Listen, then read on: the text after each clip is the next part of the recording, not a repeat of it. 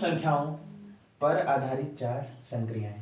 नमस्कार दोस्तों और प्यारे बच्चों, स्वागत है आपका आपके अपने YouTube study channel BLA classes पर।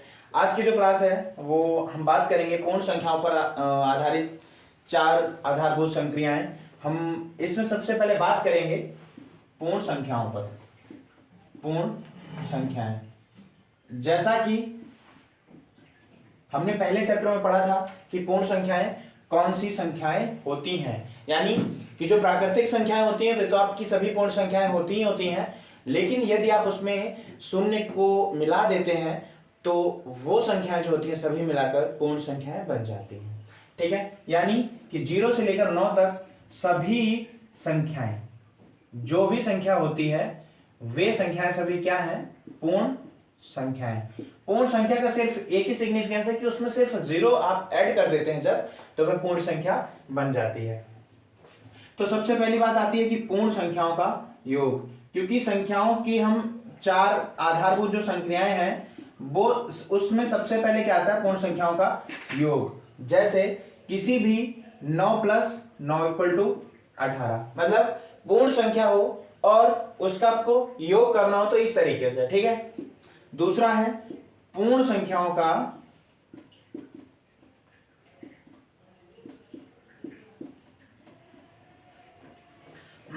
घटाओ। अब जैसे कोई भी आप पूर्ण संख्या ले लेते हैं और आप उसमें से मान लीजिए आपने पूर्ण संख्या एक ले ली 897 और दूसरी आपने 500 ले ली, तो आप 897 में से 500 को घटा देंगे तो क्या हो जाएगा? 397। यानी कि जो पूर्ण संख्याएं हैं उन पर आधारित सिर्फ चार संक्रियाएं जो होती हैं, उनमें से पहली जो संक्रिया होती है वो योग यानी कि एडिशन, और जो दूसरी जो संक्रिया होती है वो घटाओ मतलब subtraction and this one addition. ठीक है, अब जो तीसरी संक्रिया होती है वो संक्रिया जो होती है आपकी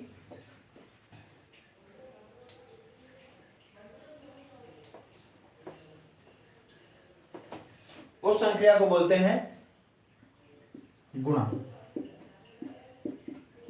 जैसे 32 का 33 से। ठीक है, या आप कोई भी संख्या अपने हिसाब से ले सकते हैं, यानी कि 32 × 3 = 96 और इसका भी आएगा 96,651,056, यानी कि किसी भी पूर्ण संख्या को लेकर आप उसका गुणा करते हैं। और जो चौथी प्रॉपर्टी है इनकी वो है पूर्ण संख्याओं का भाग। ठीक है, यानी कि डिवीजन, और ये है आपका मल्टीप्लिकेशन। ठीक है, मल्टीप्लिकेशन करना आप सीख गए हैं। अब बात आती है जो चौथी जो संक्रिया होती है वो संक्रिया होती है आपकी डिवीजन। तो डिवीजन कैसे करते हैं? मान लीजिए कि जैसे आपको करना है 32 से, मान लीजिए 992, 32 को 9 से 992, 32 से 992 को आपको भाग करना है, तो आप इसका क्या करेंगे? 32 × 3 = 96, सिल्का 2 3, 32 से कम 32। ठीक है, ये क्या हो गया? आपका पूरी तरीके से कट गया। मान लीजिए आप कोई ऐसी संख्या लेते हैं जो पूरी तरीके से ना कटे। ठीक है, तो इसमें क्या होता है कि आपकी चार आधारभूत जो संक्रियाएं हैं वो पहली एडिशन हो गई, दूसरी सब्सट्रैक्शन, तीसरी मल्टीप्लिकेशन और चौथी डिवीजन। ठीक है, अब बात करते हैं हम आगे इसी चैप्टर में कुछ।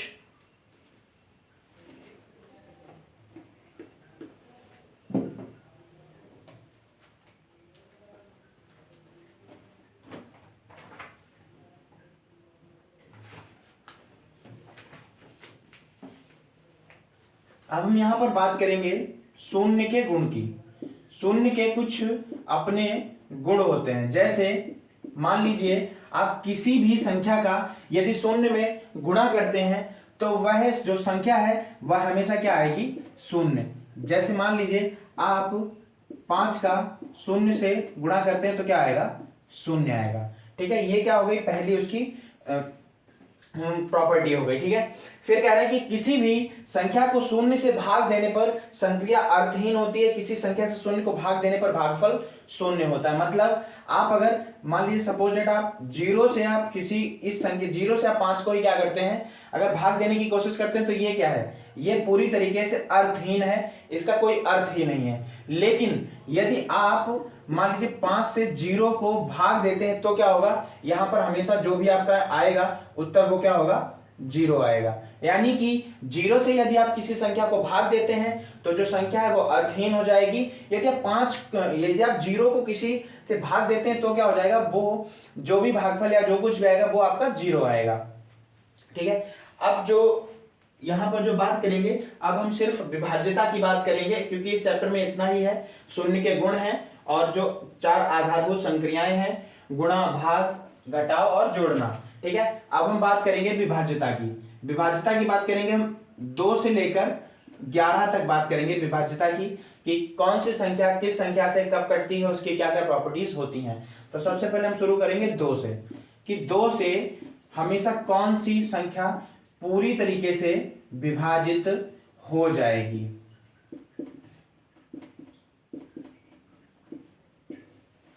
2 से सबसे पहले तो जिस संख्या के पीछे 0 हो, यानी कि 2 हो, 4 हो, 6 हो, 8 हो, यानी कि ये 5 अंक किसी भी संख्या में इकाई के अंक पर हैं, यदि इकाई के अंक पर यदि हैं तो वह संख्या पूर्ण तरीके से 2 से क्या होगी, विभाजित हो जाएगी। मान लीजिए जैसे 92,480। 92,480 क्या है, एक संख्या जो है वो 2 से क्या है, डिविजिबल है, 46,240। ठीक है, मान लीजिए यदि आप कोई छोटी ही संख्या ले लेते हैं, 80 ले लीजिए आप। ठीक है, 80 भी 2 से क्या है, 40। आप इस की जगह 2 ले लीजिए, 4 ले लीजिए, 6 ले लीजिए, 8 ले लीजिए आप, यानी कि 2, 4, 6, 8 में से आप कोई भी संख्या ले लेते हैं तो वो पूर्ण तरीके से क्या होगी, 2 से डिविजिबल होगी। आप यहाँ पर 4 लेते हैं तो यहाँ 2 हो जाएगा, 6 लेते हैं तो यहाँ 3 हो जाएगा, और 8 लेते हैं तो यहाँ पर पूरी तरीके से 44 यानी कि 44 हो जाएगा। यानी कि जिस संख्या के पीछे 0, 2, 4, 6, 8 हो वह संख्या पूर्ण तरीके से क्या होगी, 2 से विभाजित होगी। अब बात करते हैं हम 3 की विभाज्यता की, मतलब कि 3 से कौन सी संख्या होगी जो कि 3 से विभाजित हो जाएगी। अभी तो हमने 2 की पढ़ी है, तो 2 से कौन कौन सी संख्या, कि 0, 2, 4, 6, 8 जिस भी संख्या में इकाई के स्थान पर होगा वो संख्या 2 से क्या होगी, पूर्ण तरीके से विभाजित हो जाएगी। अब देखते हैं 3 से। ठीक है, 3 से विभाज्यता का सबसे पहला और आखिरी यही गुण है कि उस संख्या में, ठीक है, उस संख्या में सभी अंकों का योग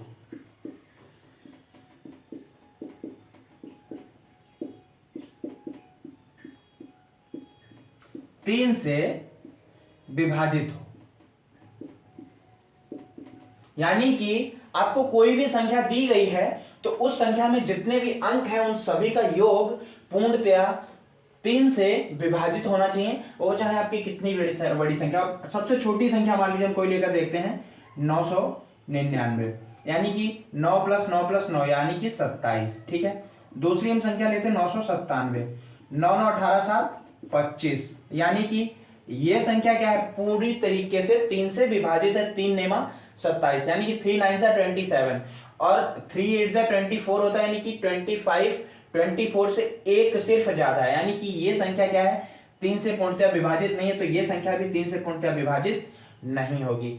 इसी तरीके से हम कोई बहुत बड़ी संख्या ले लेते हैं, जैसे 9 9 2 4 6 5 1 3 2 4 6। ठीक है, ये इतनी बड़ी संख्या, अब आपको इसको मुश्किल से 5 सेकंड में बताना है कि ये संख्या 3 से विभाजित होगी कि नहीं होगी। यदि आप इसको 3 से भाग करने लग जाएंगे तो कहीं ना कहीं आपको बहुत देर लग जाएगी, लेकिन यदि आपको विभाज्यता पता है कि कौन सी संख्या किससे कब विभाजित होगी तो आप तुरंत इसको बता सकते हैं। जैसे 9 9 18 2 20 4 24 6 30 5 35 1 36 3 39 2 41 4 45 से 51, यानी कि इसका जो पूरा जो इस सभी अंकों का योग है वो क्या है, 51 है, और जो 51 यानी कि 51 जो है वो 3 से पूर्णतया विभाजित है। 17 3 51, यानी कि 17 3 51। तो आप चुटकियों में बता सकते हैं कि ये संख्या 3 से विभाजित है, कि नहीं।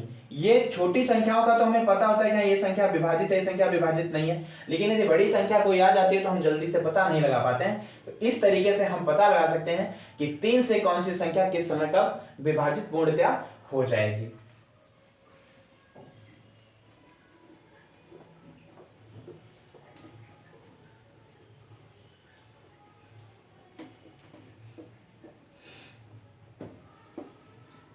अब देखते हैं 4 से विभाज्यता। 2 3 से देख ली, अब देखते हैं 4 से विभाज्यता। ठीक है, 4 से विभाज्यता का मतलब होता है कि यदि किसी संख्या के अंतिम 2 अंक, यानी कि मान लीजिए 92,486, ये कोई संख्या है, ठीक है, या ये तो बहुत बड़ी संख्या मान लो, हम कोई छोटी संख्या लेते हैं, यानी कि 446 ले लेते हैं। ठीक है, 446 में क्या है कि इकाई के जो 2 अंक हैं, यानी कि जो इकाई और दहाई के जो अंक हैं, वो यदि पूर्णतया 4 से क्या है विभाजित हो रहे हैं, तो क्या है वो संख्या पूर्णतया 4 से विभाजित हो जाएगी। 46 पूर्णतया 4 से विभाजित नहीं होता है, क्योंकि 44 पूर्णतया विभाजित होता है, और 46 दोनों के बीच का है, तो ये क्या है पूर्ण तरीके से विभाजित नहीं है। उसी तरीके से 86 भी पूर्णतया विभाजित नहीं है, क्योंकि 84 और 88 के बीच की ये संख्या है 86, तो ये संख्या भी पूर्णतया 4 से विभाजित नहीं है। लेकिन यदि इसके उलट हम कोई और संख्या ले लेते हैं, जैसे यही ले लेते हैं 92,484, तो जो इकाई और दहाई के जो अंक हैं, दोनों ही 84 या 84 वो पूर्णतः 4 से विभाजित हैं। तो सिर्फ जो 4 से विभाजिता होती है उसमें यही देखना होता है कि जो पीछे की जो संख्या है वो पूर्णतः विभाजित हो रही है कि नहीं हो रही है। अब देखते हैं हम 5 से विभाजिता। 2 3 4 की हो गई। अब हम देखते हैं 5 से जो विभाजिता है कि 5 से कौन सी संख्या कब कटेगी और कब नहीं कटेगी। ठीक है, जो 5 से विभाजिता होती है उसको देखने के लिए सिर्फ 2 ही चीजें मैटर करती हैं, या तो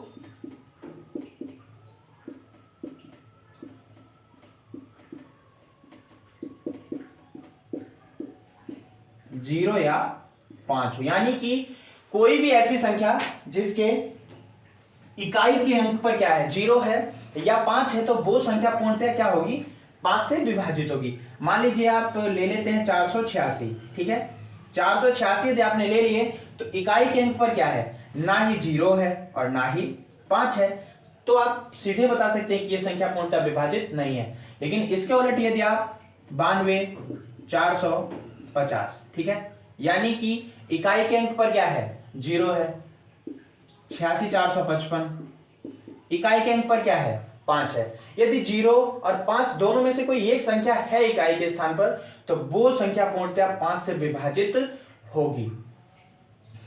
अब बात आती है 6 से विभाजिता की।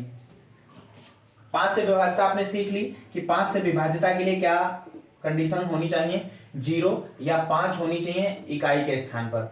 यहां पर सिर्फ अभी तक आपने देखा कि जो 4 था, ठीक है, 4 में ही आपने देखा कि इकाई और दहाई, ठीक है, इकाई और दहाई, यानी कि इकाई का भी जो अंक है और दहाई दोनों को मिलाकर जो संख्या पूर्णतः 4 से विभाजित है वह पूरी संख्या क्या होगी 4 से विभाजित हो जाएगी। लेकिन 5 में क्या था, 5 में सिर्फ और सिर्फ आपका इकाई से मतलब था। ठीक है, अब बात आती है 6 से विभाजिता की कि 6 से कौन सी संख्या विभाजित होगी और कौन सी संख्या विभाजित नहीं होगी। तो 6 से विभाजिता का मतलब है कि कोई संख्या 2 या 3 से पूर्णतः विभाजित हो, मतलब कोई भी संख्या जो कि 2 या 3 से पूर्णतः विभाजित हो। 2 से विभाजित होने का आपको पता है कि 0 2 4 6 8 ये सारी संख्या क्या होंगी 2 से विभाजित होंगी, और 3 से आपको पता है कि जो सभी संख्याओं का योग 3 से विभाजित होना चाहिए।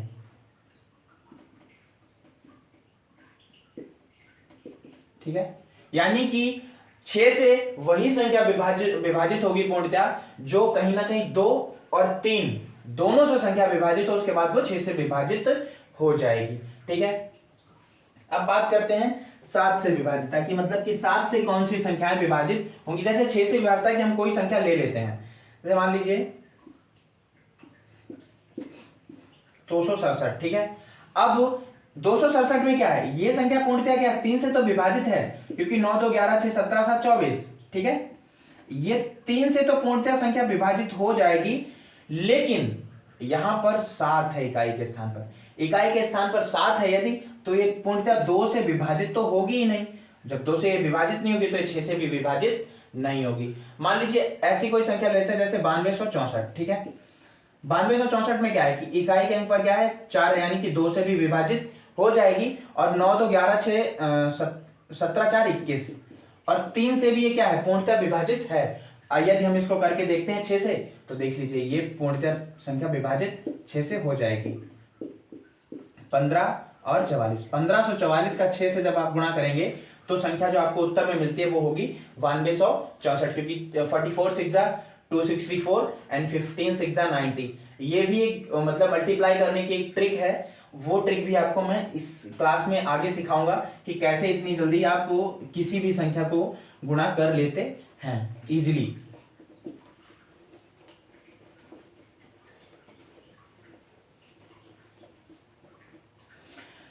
अब हम जो बात करेंगे विभाज्यता की, वो बात करेंगे 8 से विभाज्यता की। 7 से विभाज्यता की भी बात करेंगे, लेकिन अभी 8 से विभाज्यता की बात करेंगे कि 8 से कौन सी संख्या विभाजित हो जाएगी, ठीक है। तो 8 से देखो 2 से क्या था, 2 4 8, यहां पर आप सिर्फ इन तीनों का जो पैटर्न यदि समझ जाते हैं तो आप चुटकियों में किसी भी संख्या को समझ सकते हैं कि ये 2 से विभाजित है, 4 से और ये 8 से। 2 में सिर्फ इकाई का अंक क्या करता है, मैटर करता है, और 4 में क्या करता है, इकाई और दहाई दोनों का, कि इकाई और दहाई के दोनों अंक जो हैं उनको मिलाकर वो संख्या पूरी तरीके से 4 से विभाजित हो। और 8 में क्या होता है, इकाई का भी होता है, दहाई का भी मैटर करता है, और सैकड़ा का भी। यानी कि यहां पर जो अंतिम 3 अंक होते हैं, जैसे 92,816, अंतिम के जो 3 अंक हैं वो क्या है, अंतिम के जो 3 अंक हैं मतलब इकाई, दहाई और सैकड़ा, ये तीनों ही जो अंक हैं वो पूर्णतया क्या होने चाहिए, विभाजित होने चाहिए। यदि ये तीनों अंक विभाजित हैं तो वो संख्या कहीं ना कहीं पूर्णतया 8 से विभाजित होगी। जैसे 92,816 को ही विभाजित करके देख लेते हैं, ठीक है। तो क्या हो जाएगा, 8 से 8 बन जा 8, यहां जो 1 चला गया तो 8 बन जा 8, 8 6 जा, यानी कि 11,602 को जब आप 8 से गुणा करेंगे तो कहीं ना कहीं जो आपको उत्तर मिलेगा वो मिलेगा 92,816। मान लो यहां पर हम क्या कर लेते, यहां पर हम 8 की जगह 7 कर लेते हैं, ठीक है। तो 7 में क्या हो जाता कि जो 716 है वो कहीं ना कहीं 8 से कटती नहीं है। यहां पर यदि हम 4 कर लें, ठीक है, यदि हम 4 कर लेते हैं तो 4 जो है वो पूर्णतया क्या है, 416 जो संख्या है वो पूर्णतया 8 से विभाजित हो जाएगी। तो यानी कि आपको बस एक ही चीज समझनी है कि 2 से यदि डिविजिबिलिटी देखनी कि 2 से कौन सी संख्या विभाजित है नहीं, तो आप देखिए कि इकाई के अंक पर जो स्थान पर जो अंक है वो पूर्णतया 2 से विभाजित हो रहा है कि नहीं। 4 में आपको देखना है तो आप ये देखिए कि इकाई और दहाई का जो अंक है वो पूर्णतया 4 से विभाजित होता है कि नहीं। यदि आपको 8 से देखना है तो आपको देखना है कि इकाई, दहाई और सैकड़ा तीनों जो अंक मिलाकर हैं, जो 3 पिछली डिजिट हैं, वो पूर्णतया 8 से विभाजित होती हैं कि नहीं। अब हम बात करते हैं 9 से विभाज्यता की, कि 9 से कौन सी संख्या विभाजित होगी।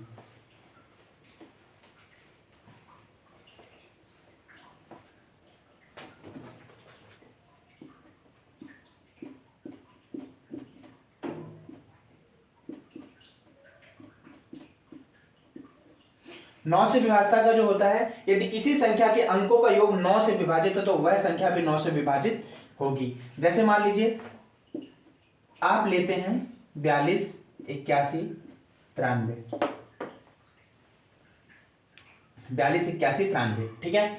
आप इस संख्या के सभी अंकों का योग निकालते हैं तो 4 2 6 8 14 1 15 9 24 3 27, 27 कहीं ना कहीं 3 से 9 से पूर्णतया क्या है, विभाजित है। 9 3 27, यानी कि कोई भी संख्या है उस सभी संख्याओं का योग जो है वो पूर्णतया किससे विभाजित होना है, 3 से नहीं विभाजित होना चाहिए, पूर्णतया 9 से विभाजित होना चाहिए। मान लीजिए यहां पर यदि 33 हो जाता, ठीक है, यहां पर सिर्फ 6 ही तो जोड़ना है तो यहां पर हम 7 कर लेते हैं, ठीक है, यहां पर हम 7 कर लेते हैं तो 4 2 6 8 14 7 21 9 21 9 30 3 33। 33 क्या है, 3 से तो पूर्णतः विभाजित है, लेकिन 33 9 से विभाजित नहीं है। तो ये संख्या क्या होगी, पूर्णतः 9 से विभाजित नहीं होगी, क्योंकि ये संख्या पूर्णतः विभाजित नहीं है, तो ये संख्या नहीं विभाजित होगी। यहीं पर अगर हम कुछ और थोड़ा सा चेंज करते हैं और यहां पर हम 3 और जोड़ लेते हैं, ठीक है। 33 था, यहां पर हम 5 कर लेते हैं, यानी कि 5 4 9 8 17 7 24 9 33 3 36। ये जब 36 आ गया तो क्या होगा, 9 चौकू 36, तो ये संख्या पूर्णतः 9 से विभाजित हो जाएगी। इस तरीके से हम किसी भी बड़ी संख्या को बहुत इजी वे में देख सकते हैं कि कौन सी संख्या 9 से विभाजित है और कौन सी संख्या 9 से विभाजित नहीं है। 10 से विभाजिता का तो आपको पता ही है कि जिस संख्या के पीछे 0 हो वो संख्या पूर्णतः 10 से विभाजित होगी।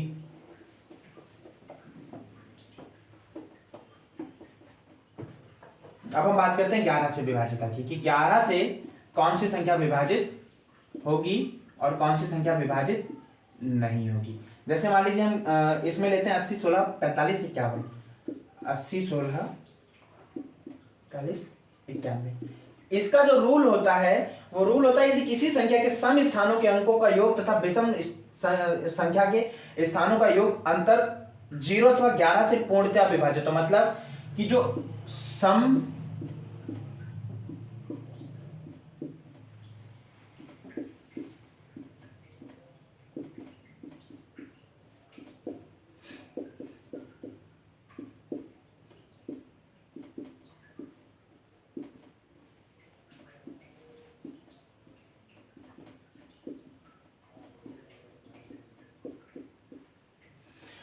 यानी कि जो सम संख्या के स्थानों का योग है वो विषम संख्या के स्थानों के योग में जब आप घटाते हैं तो दो कंडीशन है, या तो 0 आ जाए या फिर जो संख्या है वो पूर्णतः 11 से क्या हो, विभाजित हो। ठीक है, तो इसमें हम देखते हैं 80 16 45 91 में विषम संख्याओं का सम जो है और विषम को घटाकर देखते हैं। तो हम इधर से शुरू करेंगे, तो 0 प्लस 6 प्लस 5 और प्लस 1 माइनस 8 प्लस 1 प्लस 4